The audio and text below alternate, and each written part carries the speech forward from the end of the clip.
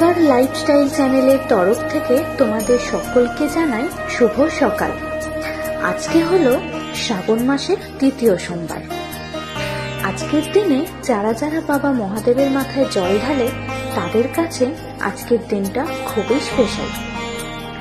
বাবা মহাদেবের মাহাত্ম্য সম্পর্কে বেশি কিছু তো বলার নেই। তিনি সময়ের ঊর্ধ্বে, তিনি জন্মে নন, চেতনায় অনুভবযোগ্য। তার নেই সোনার সিংহাসনের লোভ, তার নেই অলংকারের আকাঙ্ক্ষা। ভস্মই তার গয়না, ডুমরু তার সুর। শিব তিনি, যিনি শ্মশানকে তপস্যার স্থান করে নেন, যিনি তাণ্ডবের ছন্দের সৃষ্টি করেন। চোখ বন্ধ থাকলে তিনি ধ্যান, চোখ খুললে তিনি ধ্বংস। মহাদেব শুধুই এক দেবতা নন, তিনি এক অনুভূতি। তিনি নীরবতায় উচ্চারণ, অন্ধকারে আলো, আর বিপদে তিনিই ভরসা।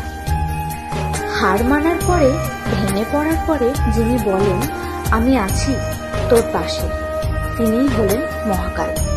ওম নমঃ শিবায় এটি শুধু একটি মন্ত্র নয়, এটি হলো একটি অনুভব।